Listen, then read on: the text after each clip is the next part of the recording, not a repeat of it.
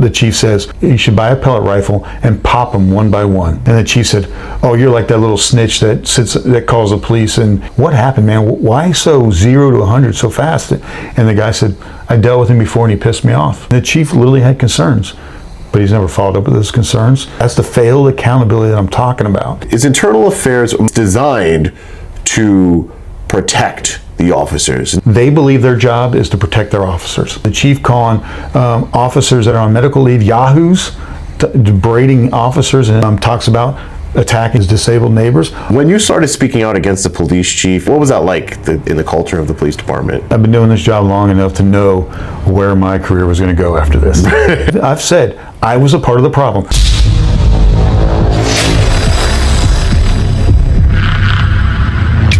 All right, ladies and gentlemen, so I'm joined by Lance Fisher, former deputy chief. Nice to meet you, Lance. I appreciate it. Thank you.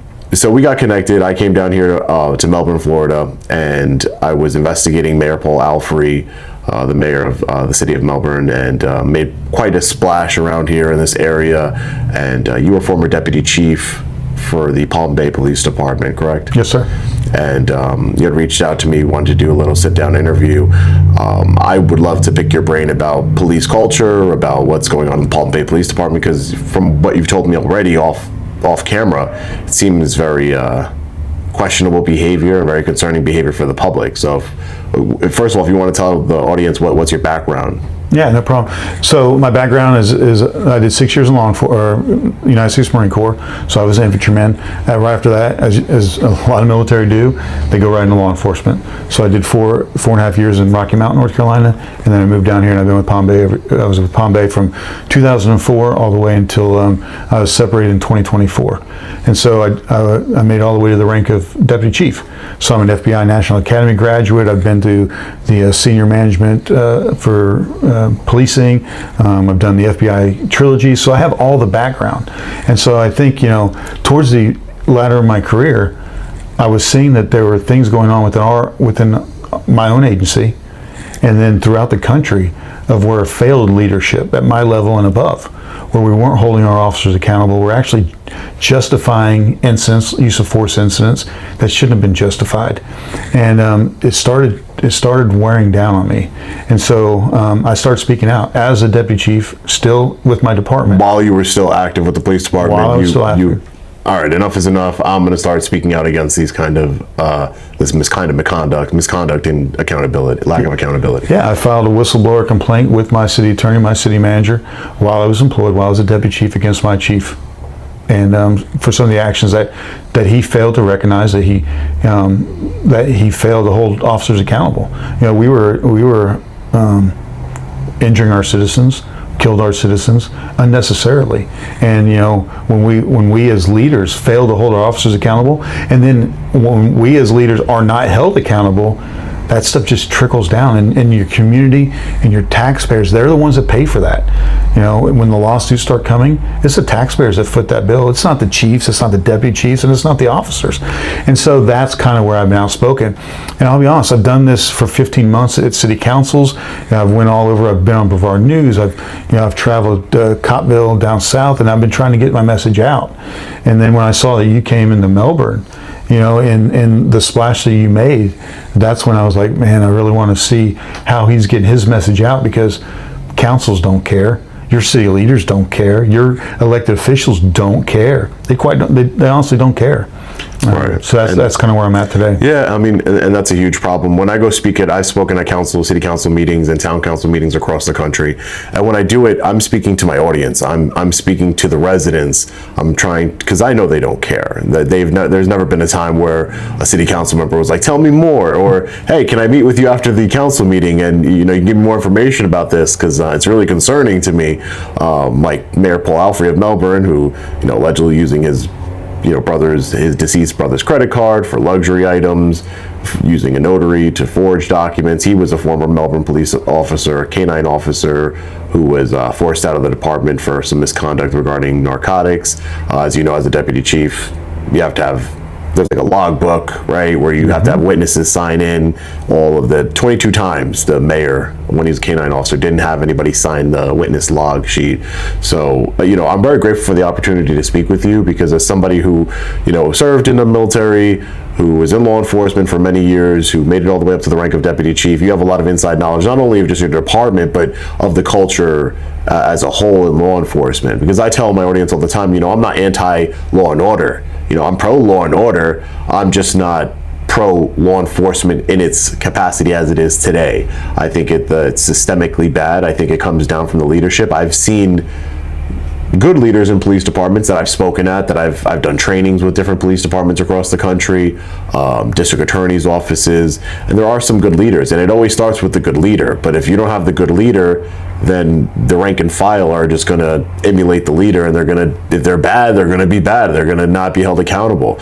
So what kind of instances in your department would you say specifically were issues that you saw as deputy chief? Well, I've talked about a few of them, but just our failure to de-escalate. I was finding that our officers were escalating more incidents than they were de-escalating. So one particular one that I talk about is I talk about that we had an officer that literally, a gentleman runs a red light on a motorcycle. He chases him for 2.5 minutes all the way through a shopping complex. They go through drive-throughs and all this stuff. Low speeds, right? But then he ends up having his trainee pull alongside him on Palm Bay Road, which is a 6-lane road, traffic flying everywhere, pulls up alongside him and tases him off the moving motorcycle. Wow. The guy crashes, breaks his clavicle, 5 ribs, and he ends up going to the hospital. So we do an investigation. Obviously, we won't even call it a vehicle pursuit, which I was like, that's crazy. He literally chased him for 2.5 minutes. Supervisors never get on the radio to acknowledge that it's a pursuit. They barely even acknowledge that he's chasing this motorcycle through a shopping complex. So when the internal investigation is done, the officer says, I did nothing wrong. I did not violate policy. And so, we go around the table and we sit, in our staff meetings, our secret meetings, we sit around the table just like this, and everybody gives their opinion. And when it comes around to me, I tell the chief, you got to terminate this guy. He needs to be criminally charged. To me, this was an aggravated battery. He could have died. It was a lethal use of force, a deadly force. When you're tasing somebody off of a moving motorcycle, this guy could have been killed. He could have been ran over by a car. And then my chief chose to give him 100 hours off. He chose to reach out to 2 local foundations, the Palm Bay Police Foundation and the Sheriff's Department Charity Foundation, and give this guy financial assistance, because this created a financial situation for this officer. Because of the 100-hour suspension. Yeah, he didn't say it in that way. He's like, well, he had some, I think he was pending foreclosure, repossessions, things like that. But you're doing it at a time that you're supposed to be punishing him by giving him 100 hours off. And then he did terminate this guy. And then 6 months later, this same officer is involved with the Thomas Farley case, where the sergeant on the radio or on the body camera says, "I don't have charges on this guy. I think it was a loitering complaint." This gentleman takes off running, and they end up tasing him at the top of right as he's jumping over a fence. He falls the other side, breaks his neck, and is paralyzed. And in the body camera footage, you see the officers kind of mocking him. Oh, he's saying, I'm paralyzed. I can't feel my legs. Oh, you were running just fine, a minute ago. And then, unfortunately, that officer was still that same officer was involved in that. That's the incident? same officer that the motorcycle incident to the paralyzing incident. Correct. The chief of jail failed to terminate, negligent retention, and so because that officer was still employed, he was able to now tase Mr. Farley, who unfortunately just lost his life in 11 months after that incident because of complications, because of that tasing. And I don't even know, was even investigated as a in the line of duty death. I don't know how that even handles, but those were the incidents, And then I saw where my chief weaponizes his entire department to attack his neighbors because it's a sober living facility, not because that there were issues on his street like narcotics complaints or anything like that, because he just didn't like the fact that there was a sober living facility. And, in his neighborhood, across the street from his house. We have 4 of them in the city. That one, there was 185 police initiated calls for service. So we went there 185 times. Police initiated Correct. calls for service. Not citizens. Not citizens. The other 3, and that was in a 9-month period. So 185 times in 9 months, we went there. The other 3, 1 time in 2 years. Do we have a police initiated call for service? Wow. And I pulled the public records request, the patrol logs, the inside logs that we have, 0 tolerance. And I had the text message from the chief of police basically saying I'm pissed off because one of them was being wheeled out on an ambulance, just pissed off. I got the records from all the pedestrian citations that these residents were written, the bicycle citations that they were written, all because they simply resided at a house, or people that came and went. The logs of all the tags that were written down, the names that were written down, all because they lived across the street from the chief. Again, 3 other houses, none of this activity. And the patrol log says, oh, we had narcotics complaints. No, we did not have the CFSs. There's not a single narcotics complaint. And when I mentioned this to our city council, the mayor says, oh yeah, we put a task force together to save babies. There's not a baby in a single call for service, not a baby in there at all. But again, it's the continual excuses that our leadership makes for police chiefs and that failure to accountability. So right. I mean, that just, it goes that there is a lack of accountability. There is the mayor, he's not going to care. The city council doesn't care. They're all part of the same group. And that's why I think it's very important that you're coming out and speaking out and blowing the whistle on these sort of incidents, because you were part of like the upper echelon, right? You were a deputy chief of the Palm Bay Police Department. So you were in those meetings. You saw everything for what it was, and you saw what was going on. So it's important that you're speaking out. And I think you made a good point earlier when you were talking about how they don't foot the bill. So I want to get the inside perspective. Are the police department, they don't care about lawsuits, right? They like you've never seen like an officer say like, oh man, they're going to sue me, or the police chief saying, hey, we're open for a lawsuit because you used excessive force. Is there like some sort of, do they care about lawsuits? They don't care one bit. The only thing they care about is the perception of, when it hits the media. We had an incident where we had an officer on Pinewood. You see him on video. You can Google, is this excessive force, Palm Bay PD? And this officer, it's a misuse of 911 call, basically. And it turns out the officer, 7 days after another use of force incident that they were sued against, takes this guy to the ground. He's UFC pummeling him in the face. The report says he broke away and he was tased, and due to the tasing he fell and broke his eye socket, basically. Doesn't mention the strikes to the face. But we didn't hear anything about it until the Ring camera comes out. The news media hits it. Now all of a sudden we're worried about it. But we weren't worried about the lawsuits, and we justified it. We justified it just like we did the week before when this same officer pummeled a dude for not having a red light on a Segway. I mean, just craziness. So, and I'm sorry to apologize, but so the chief is openly concerned about the actions of this officer, and Chief and I are in the parking lot when this officer walks up to him, and the chief asks him, what happened, man? Why so 0 to 100 so fast? And the guy said, I dealt with him before and he pissed me off. And the chief literally had concerns, but he's never followed up with those concerns.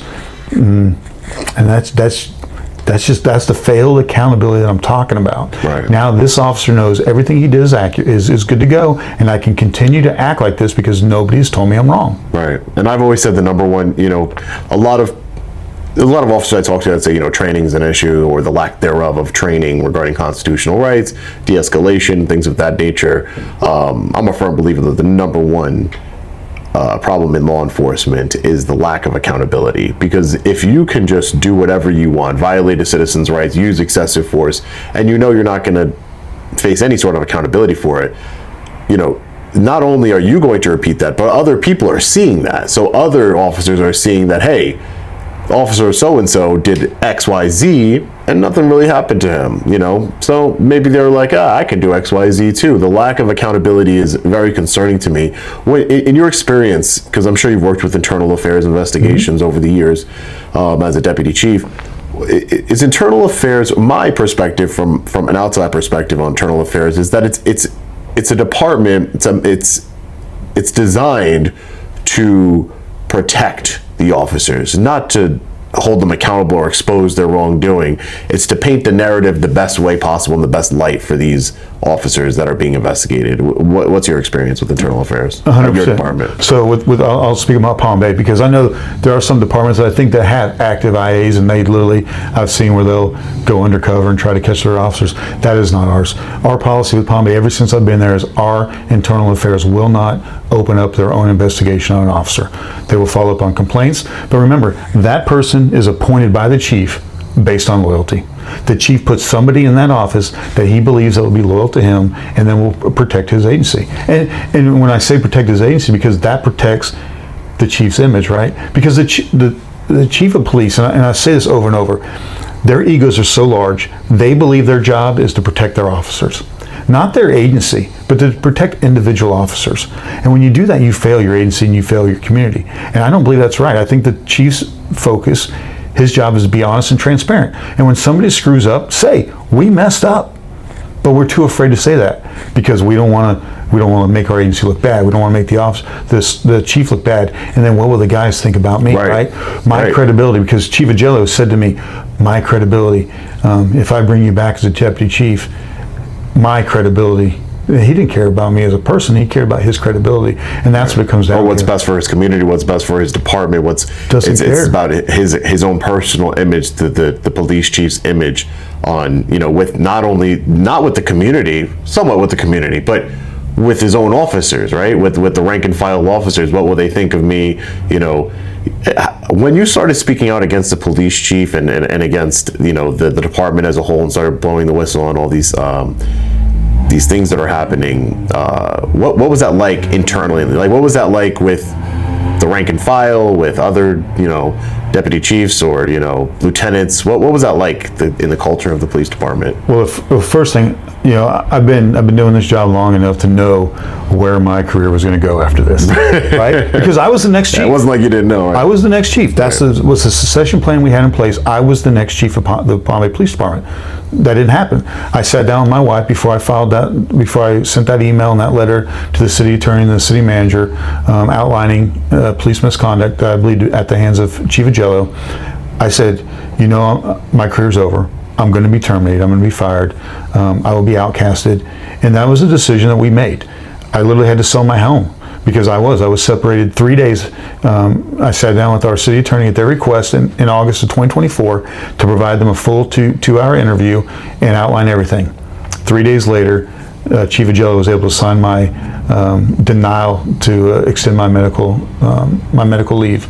So 3 days after I filed a complaint against him, an official complaint, he was able to deny my medical leave. Although we had officers that were on leave for 2 years, a year and a half, a year and 2 years. I was on leave for 1 month, and he wouldn't extend me. I was going through, like a lot of law enforcement, I was going through some mental health issues.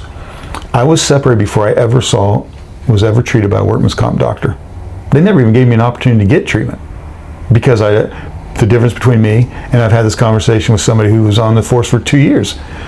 I was like, but you never spoke out against the chief, did you? That's why I was separated so fast, because they wanted to silence me.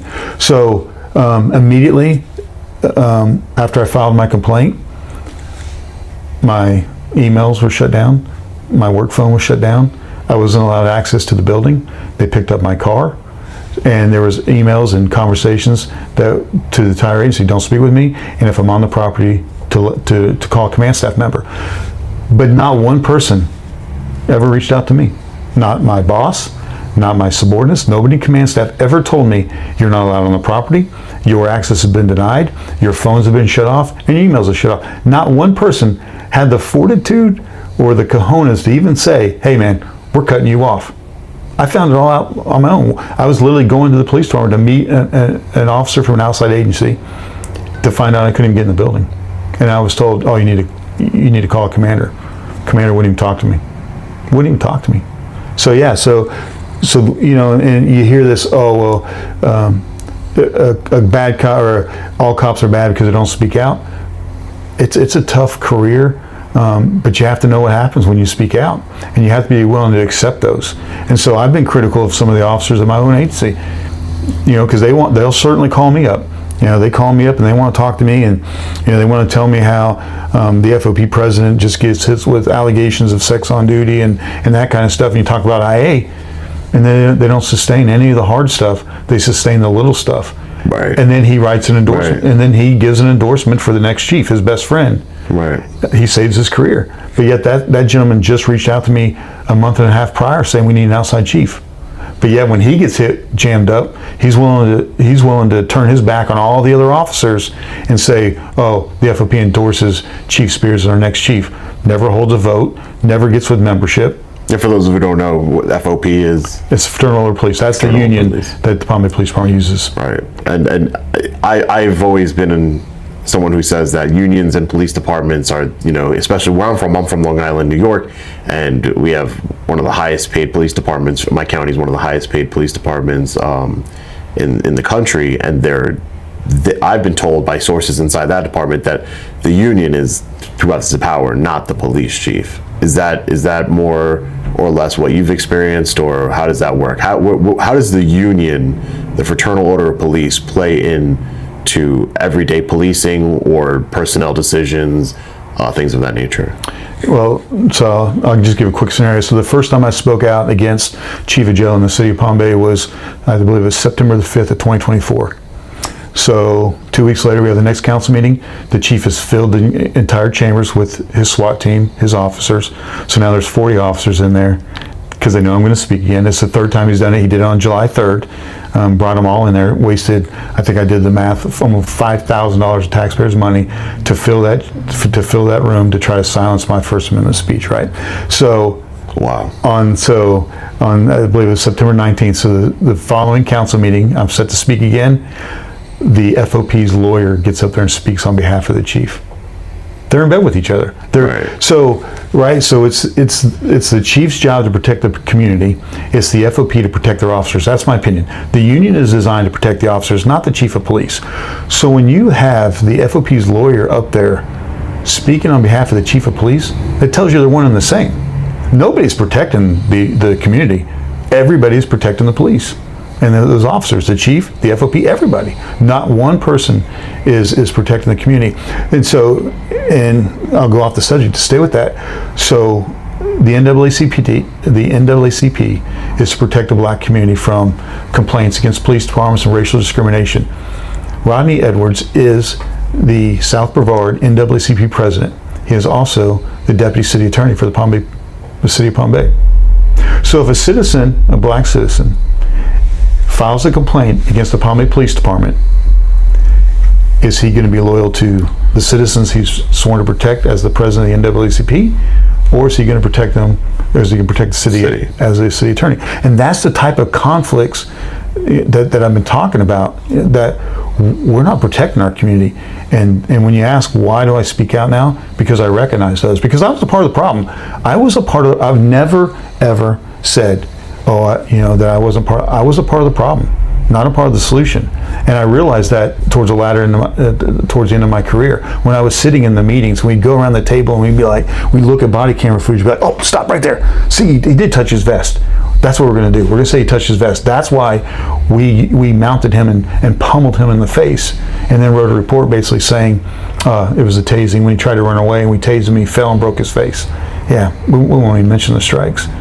But that's kind of why I'm doing what I do now, because even as a deputy chief, I've been yelled at, berated by our mayor, just completely ignored. They've called me disgruntled, they called me everything, but they've never called me a liar. They've never called me a liar because I have the facts to prove it. So you had mentioned to me off camera, we were talking about, the sort of information that you had, and you had mentioned something about a BB gun or pellet gun with the police chief. Do you want to go into that? What was absolutely, because this is another thing. That was concerning to me when you told me. So I would think it'd be concerning to anyone, right? So I have text messages, command staff, because we had a command staff group. We would use our personal phones to avoid public records requests. Wow. Yeah, I mean, I've shown it, right? So in this text message, Deputy Chief Spears. That's all the statement you just made right there. I've always said that's what happens, but to have somebody on the inside that says we talk to each other on our personal phones, so that way no one can request the records. Yeah, that's what we did by design. And then when the chief and I started butting heads, that was one of the things he was saying. He said, "You don't even participate in our group text anymore." And I said, "They're not on my work phone. I don't have to. I don't have to, but I have, and I have those. And so this particular incident, so a couple of children were starting a fire on a canal, children. And then the chief says, and I can forward this to you, I'm happily do it. I think James Madison posted them on there. But basically he says, oh, look at these little children out here starting a fire. This is what I got going for my house. And the chief said, oh, you're like that little snitch that calls the police and sits in the shadows and watches what happens. And then the chief says, you should just buy a pellet rifle and pop them one by one. And then the commander, because it's think tank mentality, a commander says, L, and I laughed my ass off, was about to type the same thing. And literally, they posted pictures of the children, and that's what he says, buy a pellet rifle and pop them one by one. And I'm thinking, how does a chief of police, and I'm in the text message, right? I don't respond. You can see my little blue bubbles. But how does a chief survive that? Right? How does he survive that? And then he wants to go to the schools on the first day and hold these signs welcoming these children to the schools. And I post in the social media. I put the text message out there. Behind closed doors, you want to pop children one by one with a pellet rifle, but when the cameras are around, you want to hold signs welcoming children back to school, right? Yeah, and I'm thinking, I don't get it. But again, and nobody in the city of Palm Bay, as far as councilwomen, councilmen, the mayor, no one has, you're not just some, random police officer that's saying these things. You were in the group chats. You're seeing everything that's happening. You have evidence of what you're saying. No one has thought to take it up and say, hey, come meet with me. I want to talk to you. I want to learn more about what it is you have to say. Interesting enough, so finally, after 13 months of this, 4 city managers, city manager Morton is hired. He stands at the podium on a Saturday. I take my Saturday and I go in there, and he talks about accountability, talks about how that there will be times when he'll tell his bosses no. And at the time, our city council was trying to bring in a former city manager that was actually, his tenure included an FBI investigation where people got arrested, indicted. And so they were trying to bring him back. And I fought against that, and I stood up for Mr. Morton because of his accountability speech. So finally, after 13 months, he finally reaches out to me. He said, hey, I'm a little concerned that you did a public records request for the FOP endorsement of the new chief and his discipline at the same time, because the FOP president is getting disciplined at ironically the same time he now gives this endorsement after previously telling me he wanted an outside chief. And so he sits down with me. He wants to meet me at Dunkin' Donuts. He tells me he has 45 minutes. He's late. He barely even acknowledged my existence. There's a police officer parked outside, and then the officer walks inside. And so we meet, and I hand him an entire thumb drive. It's probably got 40 different things. It has the text message about wanting to shoot children. It's got the text message of the chief calling officers that are on medical leave yahoos, berating officers in text messages. Talks about attacking his neighbors, his disabled neighbors, all this stuff. I have letters where they were telling people in June while I was still employed that I was no longer with the police department. I have the text messages from the pictures of him sending a SWAT team over to my house to return 4 pieces of property. Sends 4 cars and 5 officers, and they don't say a word to me. May 30th. I've been away from the police department for 30 days, and they don't even say a word to me. And they were dropping off property? Yeah, because I couldn't go get my own property from my office. And they were how many to drop off property? 5 officers, 4 cars for 4 pieces of property. A refrigerator, a microwave, and 2 coin racks, because I collect challenge coins. But they never say a word to me. They body cam the entire thing. Which then I tried to get a public records request, I tried to deny it ever happened. But because I know the system, I knew how to go get it. But yeah, so I met with the city manager. I gave him all this stuff. I gave him names to call. I find out he doesn't call anybody. So July, or just a couple council meetings ago, when the chief rebukes me and denounces me and all this kind of big words and puts up this great theatrics, you can watch it. The deputy or the city manager says, yeah, I've extensively done investigations, and nothing I find is credible. I go to every council meeting. I put the text messages on the screen of council. I do presentations. I put them up on the screen so that no council person can deny that they happened, but yet not credible. All the emails that I provide him, all the pictures, the text messages of him calling. That would be easy to confirm. That would be easy to confirm. Just go to IT and pull the metadata from the emails from the from all the text messages, but they don't want to confirm it. That's what it sounds like to me. They don't want to confirm anything. They want to try and ostracize you and paint you as disgruntled and everything else to hide from what you're trying to expose there. Yeah, police department, they use a delay tactic, right? I've been part of that tactic a lot. You know what? We'll just pretend like it didn't happen. They'll go away, and most of the times that happens. The chief has said it multiple times. Yeah, you've been doing this for 15 months. Yep, I haven't went away because I've made a promise to you. When I try to file my complaints and you try to discipline me for that, he never did. I pulled my discipline records. I have one discipline from 2009. People are like, oh, he must have been on the verge of getting terminated or insubordinate. Nope. I have one discipline, or not even discipline. I have one complaint from 2009 from a gentleman when I was in crime suppression who said I was harassing him. You're a burglar. I was harassing you. Right. You're a burglar. Right. So I was. So I have no other discipline. But I told him, because he berated me, he screamed at me, told me Satan was in my head, I couldn't do this job anymore, all because I went to him and said, hey, I'm struggling mentally. And I told him, you're not going to do to me what you've done to everybody else. You've berated people and forced them to resign or just quit. I'm not walking away, guy. I'm not doing it, man. I'm a deputy chief. I've been a Marine. I've been in law enforcement. I've dealt with people like you in my entire career, man. I've been loyal to you, even to a fault. I've said, I was a part of the problem. Lance Fisher, Deputy Chief Fisher of the Palm Beach Police Department, was a part of the problem. I've not denied that. You'll see comments, oh, now you came forward. Nope, I came forward as a Deputy Chief.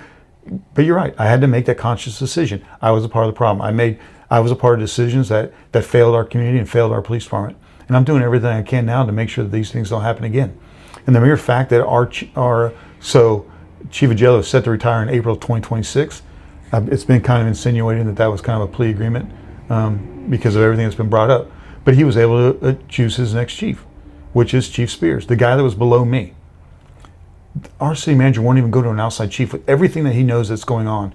Will not even do a national, with 9 months to go, will not even do a nationwide search to find a chief that can change the culture, like Kissimmee did. If you follow the Kissimmee story, right? Same thing, excessive use of force cases, covered up, cone of silence, all this stuff. They went to an outside chief. What did that outside chief do? He came in, he investigated all these complaints. So he starts disciplining, terminating, he starts looking at all these officers, and that's what Palm Bay cannot afford. They cannot afford an outside chief to come in and prove the very things that I've been saying. Because remember, I was a part of that, so I have the facts. And all they can do is ignore me. That's all and hope I go away. And you'll see our city council, they've went from we're not gonna live stream public comments anymore. And so when I got berated on July 3rd for 12 minutes because I exposed Chief Agello threatening Melbourne police officers and interfering with an investigation. It's in the official police report. It was so bad that the lieutenants don't write reports, wrote a supplement talking about Chief Agello's demeanor to his very officers. And so when I expose that, I get berated for 12 minutes. And then I do a public records request for those 12 minutes. There is no public records because it's not recorded, it's not live streamed. So they literally changed, they silenced 150,000 citizens to silence me. And now you'll see that on the agenda this Thursday, Deputy Mayor Jaffe, the one that silences the public, now has on the agenda that if you're not a resident of Palm Bay, you can't come to council and speak under public comments. And I believe that's because of you, because of what you did and you exposed it. Melbourne, right? And so I think they just want me going over there talking, or somebody like you, right? They don't want an outsider to come in and expose their city, and I don't know if that's lawful to keep out. I've been speaking at public meetings across the country, and I've never seen a city council put a restriction on only residents of the county or the city can speak during public comment. I've never seen that before, so that's interesting. You said there was a meeting this Thursday. Mm-hmm. Yeah, I really wish. I wish I didn't have a flight tomorrow because there is nothing. After talking to you, there is nothing that I want to do. I'm going to see if I can change my flight. But there's nothing more that I would love to show up to that meeting and speak directly to the mayor and the city council and to have your back and this video will do that, right? This video will also do that because, the people who watch my videos, who watch my content, who follow what I do, we're very united They make phone calls, they write letters, they send letters out, they comment on Facebook posts. They will try and bring awareness as much as possible to what's going on here and try and get accountability. And that's what they hate. The number one reason I told you I've worked with law enforcement agencies, done ride-alongs, trainings, district attorney's offices, the trainings. But most departments don't like me because I am the news that they can't control. Because from my experience, and you could talk about this as a former deputy chief, the local news, the mainstream media local news, they kind of bend the knee to the police department because from what I've seen is so that way they can get the next burglary, they can get the next story that's coming out, they get the next tip on, hey, this accident happened, or hey, this happened, so they don't really cover too much. Have you reached out to any mainstream media? What's your been experience inside and then now that you're on the out? I have reached to media for, again, almost 12 months for a year. Wow. I've had personal conversations and almost nothing. Now, I'll be honest. So the last council meeting, I knew was going to be a big one because if you haven't followed Councilman Langevin, who is on social media a lot, and he makes very pointed comments about demographics, religion, stuff like that. Well, he made some comments about the Indian community, and they came out in numbers. I mean, there were hundreds of people. So Councilman Langevin has said things about every race, every religion, but now all of a sudden this council got concerned because it's the Indian Republican community that donates their finances, that fill their coffers, right? So I knew it was going to be. I knew it was going to be big. I knew there was going to be media there, and I said, because I wasn't planning on going to council anymore. Because to me, like you said, I'm not speaking to council anymore. I'm speaking to the 30 people that actually pay attention. And so for me, I want to start up thin blue lie audits and go a different route and find that bigger audience. Because I was just curious, as a deputy chief, was my story presentable? Would I resonate with anybody? So out of curiosity, right? And so I went to that council meeting knowing that there'd be media there, and I gave 2 speeches. And the second I sat down for the first one, I talked about Chief Agello and all the things that I've been talking about. The second I sat down, media started asking for my information, and then they did do a couple news articles. And then I went up and like you, I went to Mascot. I did my 2.5 hour drive at the beginning of October, and I went up and I spoke to their council and their mayor and their city staff, because they hired Officer Rollins from Columbia, South Carolina, where I have paperwork that says he was terminated for 4 excessive use of force cases. And he was terminated for 8 uses of force in a 5-month period, where other officers averaged 1 a month, or 1 a year. I'm sorry, 1 a year. And I was gonna say 1 a month. Yeah, no, 1 a year. So his numbers were exponentially higher. And the same things that we saw here in Palm Bay, attacking handcuffed prisoners, pushing them down, grabbing the throat, which is the same thing that I saw on one of his traffic stops here in Palm Bay that I highlighted.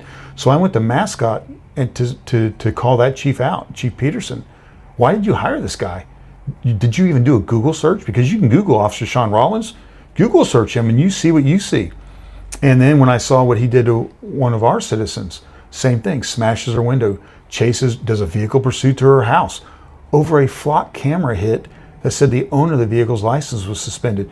The owner's not even in the vehicle. Her license is valid. They hold her on scene for 20 minutes and she complies, right? Because we talk about comply with law enforcement. That's what everybody says. She should have just complied. She complied with an unlawful traffic stop for 20 minutes, was on the phone with 911, and a supervisor was on the way. And yet Rollins still smashes her window out, chases her to her house, kicks in her front door, drags her out of the house while she's handcuffed, chokes her, and strikes her in the face. And the Palm Bay Police Department's reports say this never happened. The body camera footage that I've watched for over 12 hours that I've produced says this happened. And so I traveled to Mascot to call that chief out. Why did you hire him? And because you hired him, I failed my job as a deputy chief, and now my community that I represent is being terrorized. So where does he work now? Palm Bay Police Department. He works at the Palm Bay Police Department? Palm Bay Police Department. Before he worked? Mascot, Florida. And before that, he worked for Columbia, South Carolina, where so he was he's one of the he's one of the traveling law enforcement officers that were traveling tyrants who, again, I've been in this kind of space investigating law enforcement and calling out this sort of corruption and seeing it firsthand myself across the country. And what I've noticed is that law enforcement officers They just go to a different department. If, like we talked about, the lack of accountability, but even if there is some modicum of accountability, they just move to the next county, the next state, the next city. You know, they just go to a different department and everything's okay and everything's forgotten like it never happened because, oh, you know, he resigned. All the news will tell you is he resigned. Yeah. He resigned. And then you're like, oh, good. You know, that he's no longer a law enforcement officer. That's a good thing. But what the news doesn't tell you is, yeah, he resigned, but now he's working for the Palm Bay City Police Department. Yeah, 100%. And you know, and that's what's crazy on this one because, so I did a public records request about a month ago, and from the Palm Bay Police Department and South Carolina Police Department, and I asked for all the correspondence between Palm Bay and Columbia, South Carolina during the hiring process because I wanted that letter of termination. I got nothing back, not even acknowledgement, and so this story gets put out there that this officer is terrorizing his third community now. And so one of the reporters, I think it was Channel 6, goes out and he does a story on his failure to disclose all these cases while he was hired by the Palm Bay Police Department. And so then the Palm Bay comes out and they do a statement. This will be our one and only statement. And they produce this letter that says, Columbia, South Carolina accepts your letter of resignation effective February 17th, I think this says. The letter's not dated. So my guess is, because I've been in this job a long time, that he said, I'm going to sue you because you terminated me. And they're like, okay, we'll let you resign, but you're not coming back here to work.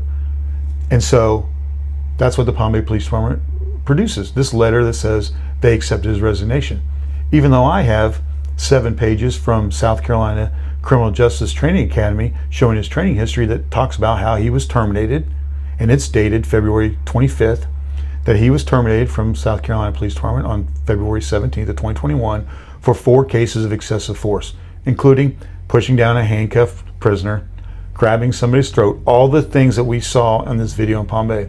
So instead of acknowledging, okay, there is documentation that he was terminated, his history doesn't change. Whether he resigned, terminated, separated, right. It doesn't matter. I was going to make that point. His history does not change. Right. The Google search does not change. And instead of saying, we made a mistake, because Chief of Jail's ego is so big to say we hired this guy twice, hired him twice because he left our agency and then came back. Failed to do a Google search. His applications are completely different from 2023 when we hired him. In 2025, 2023 he made a statement, I got the normal complaints that all officers do for doing their job. And in 2025 he says, I have no complaints. So, but he's a probationary employee, which means you can literally be like, Lance, we no longer need your services. That's it. You don't have to give him a reason. No reason at all.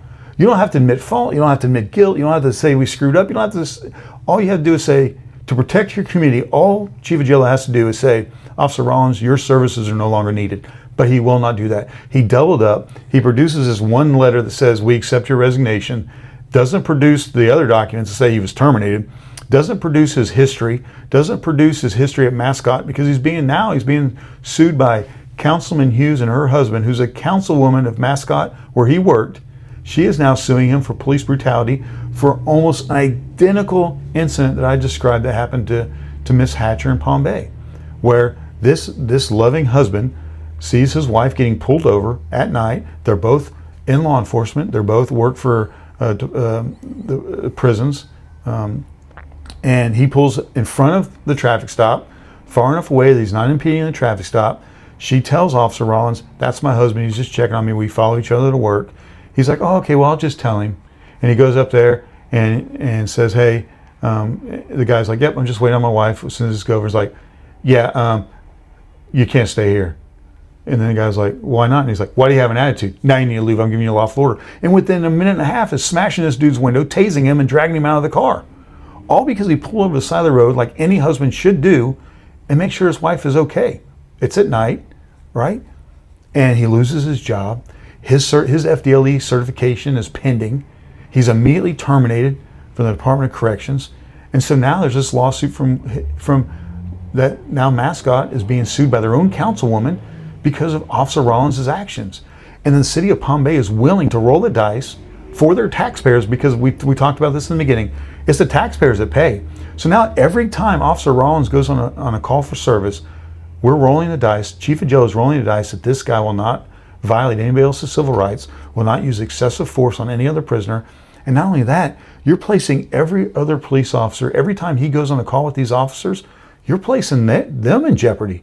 Because when they fail to expose this, or, because we have a duty to intervene policy. Right. After George Floyd incident, almost every police department started, either revised or initiated a duty to intervene policy, placing every officer that goes on calls with Officer Rollins, their job and their civil liberties in jeopardy. And it's just unfortunate that Chief Agello won't simply say to him, well, yeah, we're not gonna take the risks, man. We don't need your services any longer. They're going to retain him, and he will end up costing the city of Palm Bay money. That's just unfortunate. And he's probably, the chief, I imagine, is just his ego, right? It's just, he hired him, and he's like, I'm going to see this through, and I don't care what anybody else says. And maybe that's something, you have the body camera footage and all of that for these incidents. That's good. Lance has started a YouTube channel. He's trying to get his story out there more. That's why I invited him here on my channel, because I'm a big proponent of people that worked inside of government to come out and blow the whistle and say what's really going on. I've never worked inside of a police department. I've never, been a part of this command staff meeting where I'm hearing all these things. But Lance has. He's former deputy chief, and I really support your work and what you're doing. I would suggest to everybody to go subscribe to Thin Blue Line Audits. It's supposed to be Thin Blue Lie. Right now it's Thin Blue Line, but yes. Thin Blue Line now audit, but it's changing to Thin Blue Lie. I like that one. Yeah. Well, I like Thin Blue Lie. So again, I'm new at this, right? So my son sits down with me. He's like, "Oh, Dad, you misspelled line," and the next thing you know, I can't change it. So, but that's where I'm at. But yeah, I appreciate it. I think I was at 9 views. Then now, when I went to Mascot and spoke, for some reason that's caught on pretty good. So I'm trying to get there, but like I said, I was curious if my story resonated as a deputy chief, because I don't find a lot of stories where people of my rank turn against their brothers in blue, right? Will come out and speak the truth, because that's what I do. And you did turn against the Thin Blue Line. You did. Absolutely. I'm sure the majority of your department think of you as a traitor. 100%, absolutely, probably 90%. You have that. You'll have that 10% that secretly back me. They watch secretly. They watch my channels, because I treated people fair. It's funny because now it's like, oh, he was the worst leader ever. Really? Because you guys came to my office every single day. Every day I sat there till 7 o'clock at night. Even when my wife was texting me, "You need to come home." We discussed leadership. We discussed all kinds of issues. But yeah, so. Once you turn against the brotherhood, you turn against the family, the Thin Blue Line, right? And those are all ideologies that chiefs input in your head, right? When you get sworn in, when you swear to the oath, the first thing he talks about, welcome to the family, right? And that's that mentality, because you don't speak out against your family, you don't speak outside of your home. It's like a gang, right? Yeah, it's like a gang, because that's what gangs tell each other, right? Absolutely. Gangs say they're bros, they're brothers. Yeah, right. And you don't go against your brother. No. And I wouldn't go against my blood brother. I wouldn't. I mean, but I also wouldn't make anybody else that's not my blood brother, like I would stand by my brother to the end. But I would, if I'm a law enforcement officer, that's why I wouldn't treat them as my brothers, because there's an obligation to be able to hold them accountable when they engage in misconduct.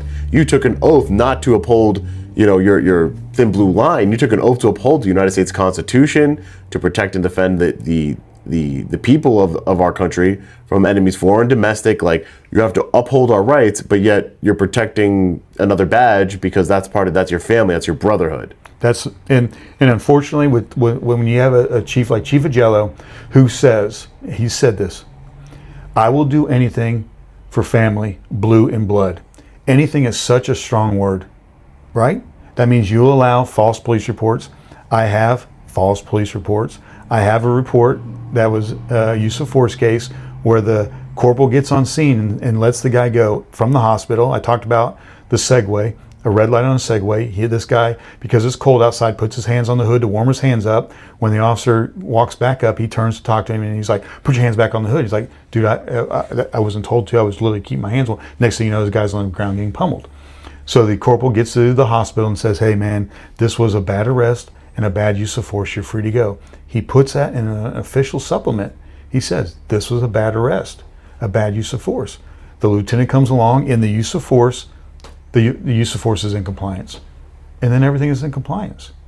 But then what's even crazier is there's a body camera, it's about a minute body camera footage, where the officer that made the arrest calls this gentleman up after he's released him and says, hey, because they lost this guy's wallet and his knife, they put him on the police car and they drive away, and which happens all the time.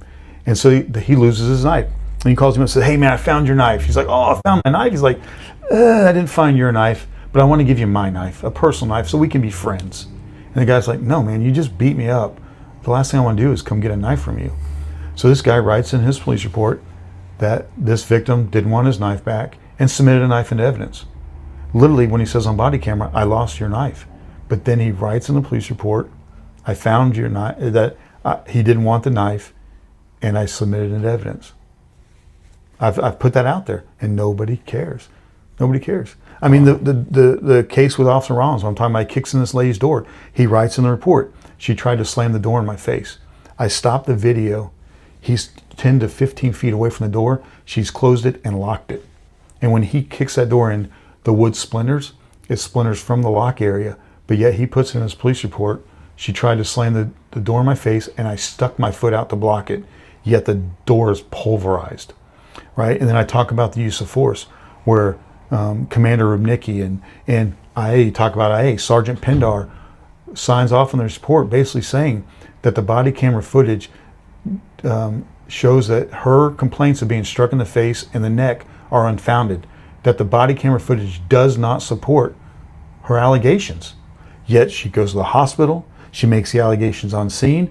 Every time I sat down with her, she made the same allegations. I talked to the neighbors who said, I was ready to fight the cops because that guy was so out of control. He kept escalating, claps in her face, literally gets in her face, good job, good job. And then he's mad, right? She should have complied. We have an officer who's trained for these kind of encounters. They're trained for these type of responses. They're trained for these high stress situations. Civilians are not. Citizens are not trained for any of that. They're not trained to have their windows smashed in, chased to their house, and their doors kicked in. They're not trained for that. But the officers are. But then he sits there and he claps and he mimics her. It's just, it's disturbing. Well, Lance, I really appreciate it. You speaking out just in general. I appreciate you coming on the channel, and I hope that everybody watching goes subscribes to your channel and goes follows your work, because what you're doing is important, and I'm glad to have connected with you because I look forward to working with you again in the future. We could share information. I'm sure the police chief of Palm Bay is not going to like this sort of alliance between us right here. I can imagine, because if you're as bad as he says, which I believe Lance here, police chief Agillo. Yep. Agillo. Maybe you need a billboard truck in your area. Maybe, I get very creative. So you're not going to silence Lance. You're not going to silence me. You're not going to silence we the people. Lance, I look forward to your future work. Thank you so much. I appreciate it. I appreciate your audience for even taking the time to listen to me today. And I was actually born in Bayshore, so. Okay, so you're a fellow Long Islander. I am. I got Strong 6 Island. months of street cred There you go. in my diapers, and then I moved off. So, but I do appreciate it. Strong Island. I look forward to it, and you're right. Chief Agillo hates this. He's actually openly said, there's these podcasters, and that's all they do. And you know how this all started, ironically, I was audited at the police department during COVID. And that's so it's really kind of a full circle type thing. So it's kind of cool. Cool. Well, listen, I'm not anti-law enforcement, especially not law enforcement that's out there, doing their job of law and order. I am pro-law and order.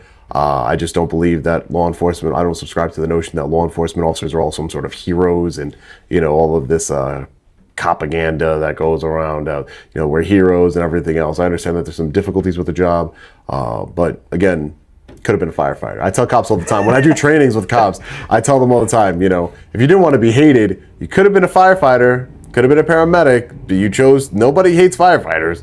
But you chose to be a cop, where obviously some people are just not going to like you just for that badge you have on. No. I don't subscribe to that, but I like to take people on an individual basis. I've come across thousands of police officers at this point from all across the country, and I treat each and every one of them.